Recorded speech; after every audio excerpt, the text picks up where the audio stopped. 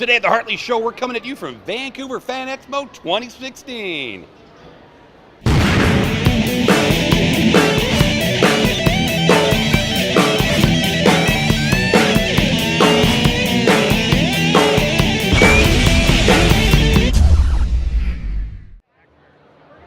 I'm here with artist extraordinaire Ty Templeton, the legendary Canadian artist himself. You are Canadian, right? I am legendary, yes.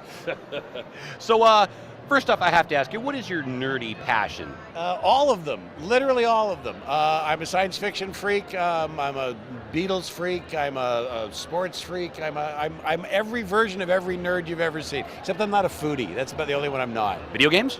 Okay, I'm not a video game player either. Okay, now, so on that note, what is your favorite comic going right now? Right now? God, there's so many of them. I'm pretty fond of the Brian Michael Bendis Iron Man book. That's very readable. Riri and her new costume and stuff like that. I'm also pretty fond of the current rebirth of Superman. That's fun. Me too, love it. Yeah, I like the kid and the beard, the whole thing.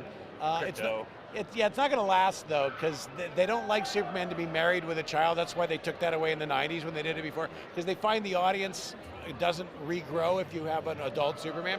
So you kind of have to accept the fact that this version's going to be killed off probably in a year or two. So your theory is that Super Dad can only last for so long? Yeah, it's because it's the same reason they didn't want married Spider-Man, because the audience that's out there that you want to be buying the book is supposed to be about 25, and 25 doesn't relate to a adult married with a child. And as much as I'm married, I have kids, so I love that, but I understand that this is not, Superman's not meant for me.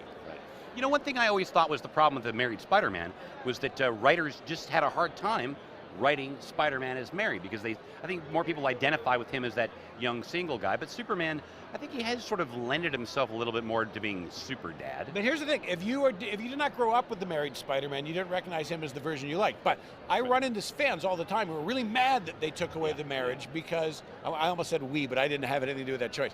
But because now the Spider-Man they grew up with is unfamiliar to them.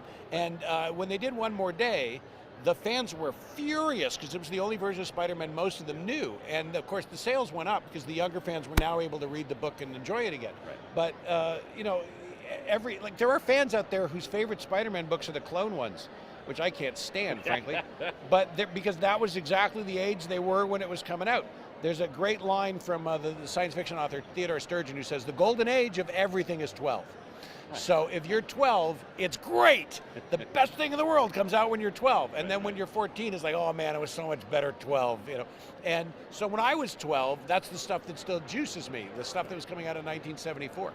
You just said juices you. I did. I'm going to say groovy in a minute. So is there any TV show you're really into right now? Right this second?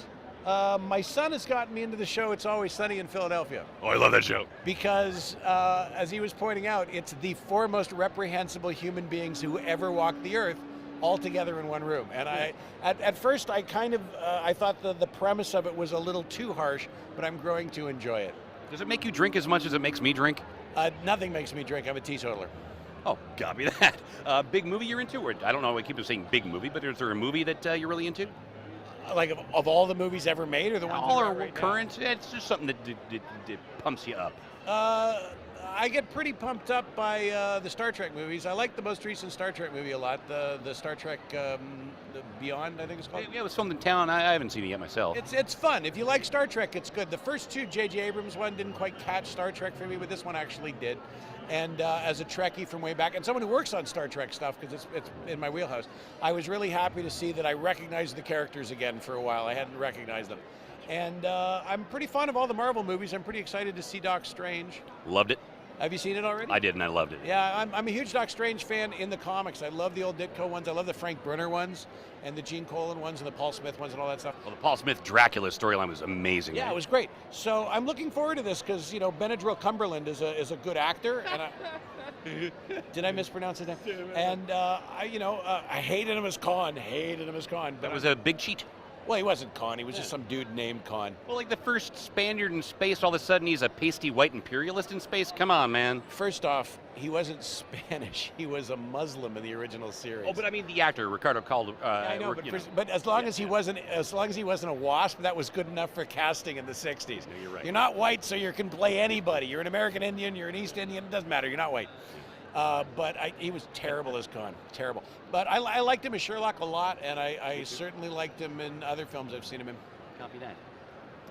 Now, one thing I really wanted to ask you about, and by the way, what a delight talking to you. You're a fun human being. Okay. That strip I you do. agree. The strip you do, you like to tackle a lot of things like your displeasure The with comic Superman. strip you're referring to. Yeah. What's that thing called again? Oh, Buntoons. Buntoons. I love that. I love it so much. Which is short for bunny cartoons, obviously. And the point of it is, I tell autobiographical stories of things that have really happened to me, but I'm a 6-foot white rabbit in all the stories. And I'm asked all the time why I'm a 6-foot white rabbit, and the answer I usually give to test to see if people can understand the answer is I played Harvey in the stage production. Oh, for real? Of Harvey. No. Okay. No one plays Harvey. He's invisible and you can't see him. That's the point. But I always tell people I played Harvey in a stage show and that it stuck with me. And if you know the play, you're supposed to go, wait a minute. But that's what, no, the actual reason I'm a 6-foot white rabbit is because it's the simplest way of explaining to the audience which one in the picture is me. Because if you know that, because all the other people are normal people, right? But if there's one 6-foot white rabbit in the cartoon and you know that he's the star of the cartoon, you don't have to figure out which one's Ty in the pictures. I am quite embarrassed by my actually thinking for a second there was a actual Harvey in the. Yeah. No, there's no I'm Harvey. embarrassed right now. Nobody plays Harvey. The only thing that Harvey does is at one point at the end in Act 4, there's a swinging door. Yeah. A stage manager does that. It's like how the movie ends in the original, right? The door closes and you're like, or the door opens and you're like, oh, maybe Harvey's for real. Yeah, I think of it primarily as a stage play, but yes, it's a door handled by a stage manager. I used to be a stage actor, so I tend to think in stage terms. But what I wanted to ask you though about your strip is, Yes. do you find yourself getting into sort of some political hot water? Is there like a blowback? It's not hot water. I mean, I'm hoping to get on Trump's enemies list. I'm going to try. Oh, my wife just hit me. Next week, because I don't do a Buntoon when I'm at a convention, so I didn't put one up this morning. But next week, I'm absolutely going to go right after Trump with both barrels. I'm probably in the strip going to beg to be put on his enemies list. Wow. I want to be on his enemies list. That would be a badge of honor to have that, and I don't know who's going to watch your show, but that miserable monster bastard to be on his enemy list. The Tangerine Diarrhea Nightmare. Yes. I know. Samantha Bee does the great glossary of insults of Trump. She does. Yeah. So are you going to be, I know there's a growing list of people that aren't going to go to conventions in states that were won by Trump. Do you feel the same way? That's an interesting question.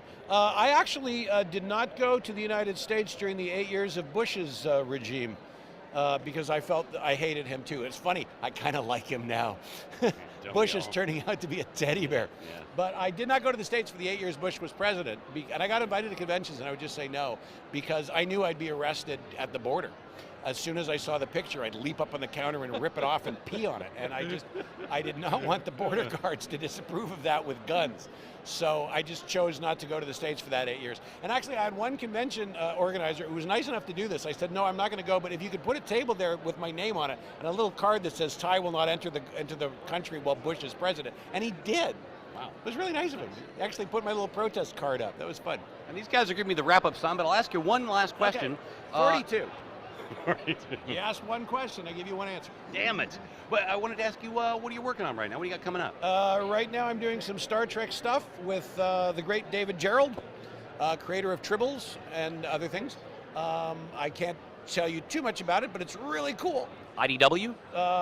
No, actually. I can't tell you too much about it, but it's really cool. That's all you're getting. That's all you're getting. That's all we're getting, folks. And I'm doing Evil Dead stuff. I just did it came out last week. Dynamite? No, the other company that does Evil Dead, Space Coast. Evil Dead is 3 different movies, so each different movie has its own licensing laws. It's really weird. Right. So we have the rights to Evil Dead 2, and Dynamite has the rights to Army of Darkness. Totally different characters. Completely different characters. One of them has a chainsaw in his hand, and the other one has a chainsaw in his hand. So they're completely different characters. And I just did an Evil Dead book that just came out like 2 weeks ago. I think the cover for Batman and the Turtles that I did came out this week. Oh, Batman and the Animated Turtles. Yeah, it's like up on the wall behind me. And that's the cover for number 1. And the other thing I'm working on is an extra special super secret that I'm not going to talk about. Wow. That's it. I'm very reticent, aren't I? No, honestly, what it is if I promote something before they're ready to promote it, they bring a hammer and they break all my fingers. So I don't want to talk about stuff that the company is not ready to promote. We get it. We're all film industry peeps. We sign all those stupid little agreements. So I was talking about the stuff that's out right now because they can't get mad at me for that. I'm supposed to promote that. Well, thank you so much for your time. Thank What you. a nice guy. Ty Templeton, folks. I am a nice guy.